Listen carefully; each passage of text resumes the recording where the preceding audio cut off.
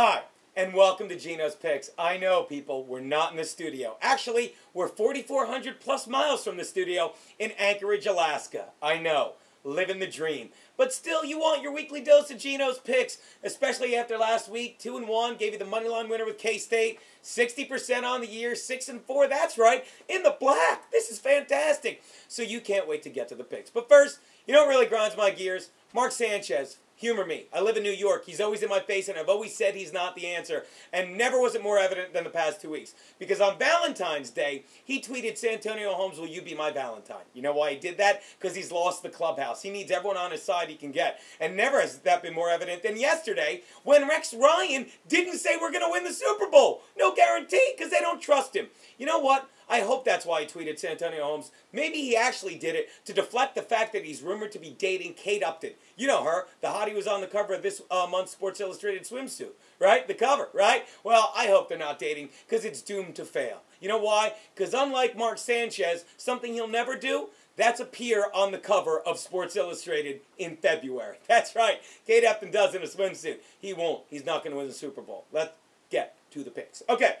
My first pick, people, number 5, Kansas, hosting number 3, Missouri. The last time these two teams met a couple weeks ago in Columbia, Mizzou beat them. Mizzou's ranked 3. Bill Self's team is really good, Rock Chalk, Jayhawk, and I like these kids. But I'm telling you something, they have tough goes in these Big 12 games. And I'm telling you, they've had 2 wins lately that were big, and they came against Texas Tech and Texas A&M. Right, teams that have more letters after their names than they do wins. Is Kansas going to win this game? Probably. Are they going to win by 8 or more? No. Take Mizzou and the points.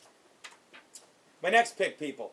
UNC, number 7, is laying 7 against UVA in Virginia. Here's a great ACC matchup. This game is going to be fantastic. It's also at 4 o'clock, so you're going to be flipping between the two. But I'll tell you something. The real thing to watch in this game is the game within the game. Because UNC's Tyler Zeller and Virginia's Mike Scott both easily could be ACC Player of the Year. But I'll tell you something. UVA has been banged up all year. And if you're going to beat UNC, I don't care if you're home or away, you need to be healthy. You need to be in a rhythm. They haven't been in either, okay? So I look for Tyler Zeller to have the biggest game since Hair Zeller from The Sound of Music. Remember him? Hey, thank your parents if you do, because I love that movie. And I'll tell you something. The only difference, Hair Zeller sent people running to the attic. Tyler Zeller, he's going to send UVA one step closer to the basement. People, take UNC and lay the 7 in this one. Which brings me to my lock of the week. Number 2, Cuse, laying 4.5 against UConn in Connecticut. People, look. Syracuse lost 1 game. They lost to Notre Dame, and they didn't have Fab Melo. And I'll tell you, since he's been back, they've been playing really great.